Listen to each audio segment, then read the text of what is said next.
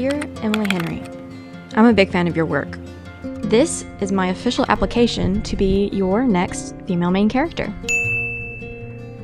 I would say that I have all the necessary qualifications. Mild career dissatisfaction, you could say that. Deep yet manageable emotional trauma. Distractions are a girl's best friend. An entire wardrobe of oversized sweaters.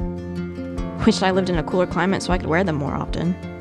And lastly, let's not forget the misplaced belief that moving to a small town will solve all my problems. It will, won't it? I enjoy long walks, distracted by thoughts about whatever project I'm currently trying to make work.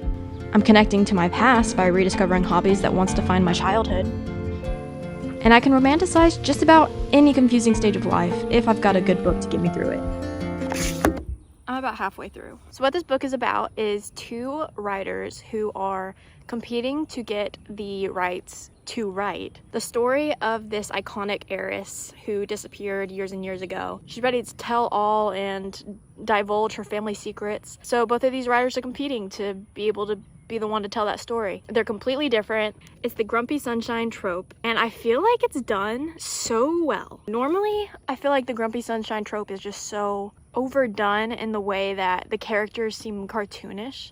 Like the sunshiny character is so goofy and silly and quirky, and those are fun characters to read about, but they seem very cartoonish to me. I still enjoy them in a lot of books, but I'm just saying in general.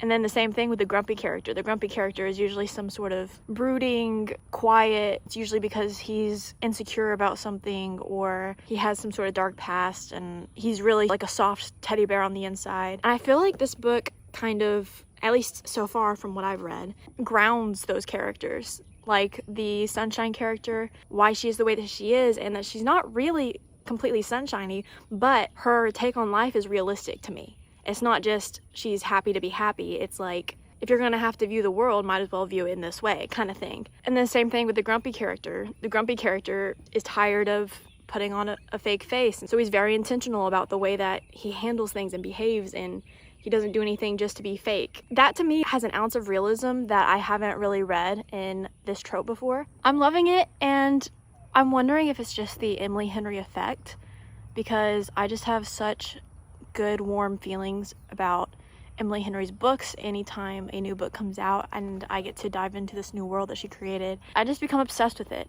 I just think she's that good of a writer. I think that I really connect to the type of story that she writes and the type of characters that her female main characters are. And I think I just want to be one, like so badly. That's what this whole thing's about, right? Emily Henry's settings are top tier always. The female main character is working hard, following and pursuing her dreams, being completely unapologetic about what she wants out of life. It's just, I don't know. There's something, it hits. I'm gonna continue on my journey of reading, slowly trying to become a Emily Henry main character. Check in later. Babies. I've recently developed a soft spot for friendly banter with the quirky side characters in my life. And most importantly, I'm so in love with books, I'm afraid my own life will never measure up to the ones I've discovered between pages. I have finished Great Big Beautiful Life by Emily Henry. I'm just gonna get to the point and let y'all know that I absolutely loved it. Emily Henry struck gold yet again. When this book was first announced, she said in interviews that this would be a departure from anything that she's ever done before. And I can see where she was coming from when she said that, but it still felt like an Emily Henry book. Her setting was intricate, detailed, warm, everything that you want a book setting to be. Her characters were deep. I mentioned earlier that though they followed certain tropes, they didn't seem too much like caricatures to me. And another way that Emily Henry strayed from her usual type of writing is that she didn't include as much romance in this. No, that's not true. I've heard some people say that they felt this wasn't as romance heavy as Emily Henry's other books, and to an extent I agree, but I think it just felt that way because the romance wasn't the main storyline. The main storyline was the actual job that Alice and Hayden, our main characters, were trying to earn, which for the most part followed the story within a story of Margaret Ives and her family's dynasty and everything that happened in the early 30s through the 50s, 60s, whenever her family was in power, I guess you could say. This book was definitely more lit fic heavy than it was romance heavy. I enjoyed it. I will say though, despite it leaning more literary fiction than romance, I did feel like there was more spice in this book than in her previous books. And maybe I'm remembering wrong, but I feel like in Emily Henry's other books, there's usually like 1 to 1.5 scenes with spice in it. This one felt like there was a lot more. So keep that in your mind as a warning before going into this book.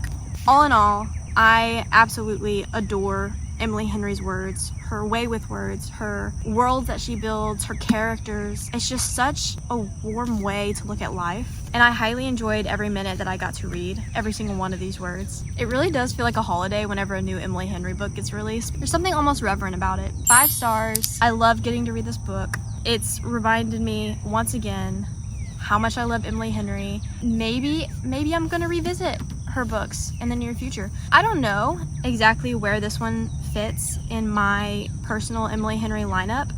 I know usually my category ranking goes beach read, people we meet on vacation.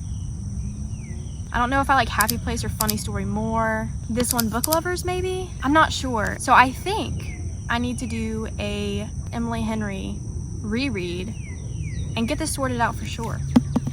I think that'd be a good idea. Keep an eye out for that video sometime in the future. That's something I'd probably be more likely to do in the summer. I'm excited.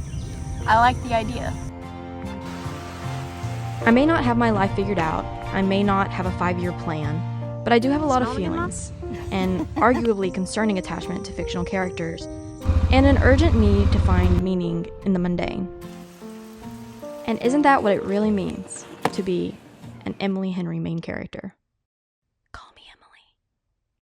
Hi, thanks for watching. If you like this video, please consider subscribing for more content like this. Or if you're not quite there yet, then watch another video. Or don't, that's completely your choice. Either way, I'll leave these here just in case. See you in the next one!